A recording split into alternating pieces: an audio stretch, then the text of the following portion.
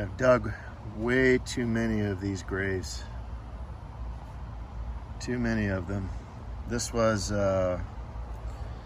Fizz, a cat that I saved from a tow yard like 20 years ago, and I've never heard or felt a cat purr as loudly as she did, and that's why I called her Fizz. And she never forgot.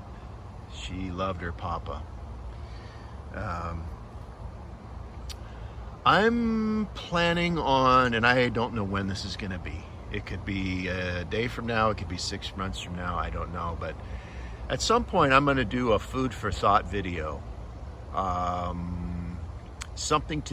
Something about possible animals resurrecting.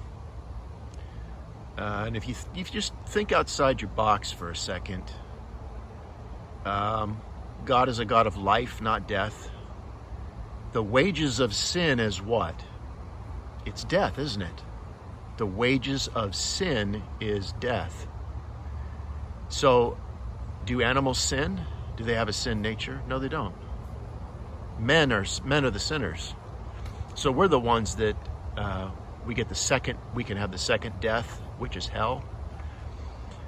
An animal, they don't have the death of the soul because the wages of sin doesn't apply to them. It applies to them as in all of nature has to put up with man's garbage. But, and I don't want to start teaching this thing. I told you I wouldn't do it yet, but essentially you get into eternity and such. I think God is much bigger than we give him credit for. And I think he's going to do some really great things that, for whatever reason, man, can God furnish a table in the wilderness? Oh, of course not. But he will. There's a verse, there's so many verses in the Bible that are perverted or misapplied. And I've been in churches, guys, and Baptist churches since I was 6 years of age. And I'll read you a verse that you'll recognize. It's in Ecclesiastes, right there, ought to ring a bell.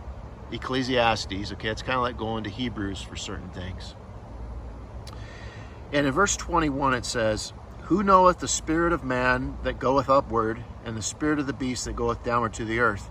And like a sloppy American going through a drive-thru and getting that burger as quickly as possible, they say, see that? The animal goes down to the earth, and they disappear, and their soul just kind of fizzles, and that's the end of them. They quote unquote die like a dog.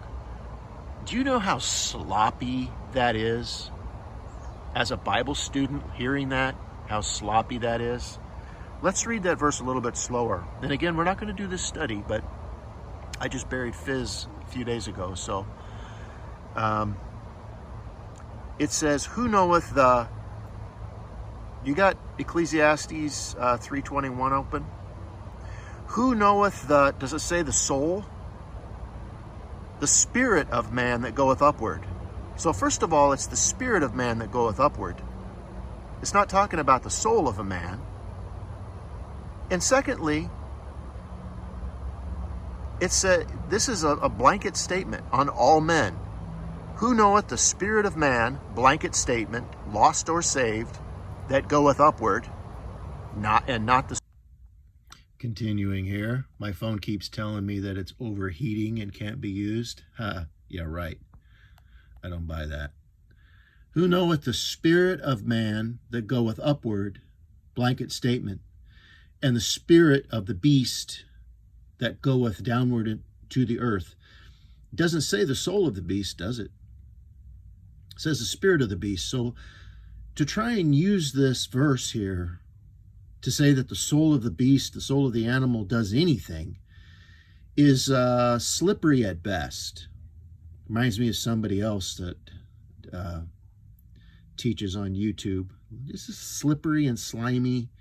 It says the spirit. It doesn't say the soul, man. It says the spirit. And the example above is the spirit of man that goeth upward, blanket statement of all men. And it's not the soul of man. And it doesn't say the soul of an animal disappears and goes away forever and is never resurrected. Does not say that. What was in the heart of the earth when this was written, Ecclesiastes? Paradise. You know what the word paradise means? I'm just going from memory here. I can look up the definition maybe when we do this thing. Paradise is essentially a place of animals. That's what paradise means. It's a place of animals. You know what was in the Garden of Eden? If it would have just been trees and shrubs and flowers, it would have been pretty boring. There was beasts there. There was animals there. Adam got to fellowship with the animals. Do you know why? Because that's what you and I naturally like to do. What would you rather be with? A happy tree or a happy beast? Right? Oh, look at my pet tree. You know what would be really, really cool? And we're talking about what God is capable of and what God is going to do for us. What would be super cool is if you had some pet that you really were close to that died, that you never thought you'd see again. And up in the future, at some point, God resurrects that animal and gives it back to you. Or at least, you know, the animal's walking around doing its thing and you know where it's at and you can go visit it anytime. You talk about cool. You talk about heaven, man. You talk about eternity. See, it's much greater than we think. It really is. And like I said, I'm not gonna get into this full bore, but do consider Ecclesiastes 3:21 and the fact that I don't want to say this too harshly. You've been given a sloppy interpretation by some sloppy preachers, and maybe they're not sloppy when they do anything else, but they were sloppy when they came to 3:21 here.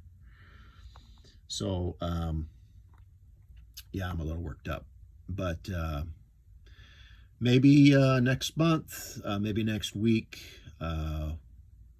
we'll do some food for thought, and we'll look into maybe what God is going to do with the rest of his creation in eternity, as his kingdom never ends and goes off into eternity throughout the universe. All right.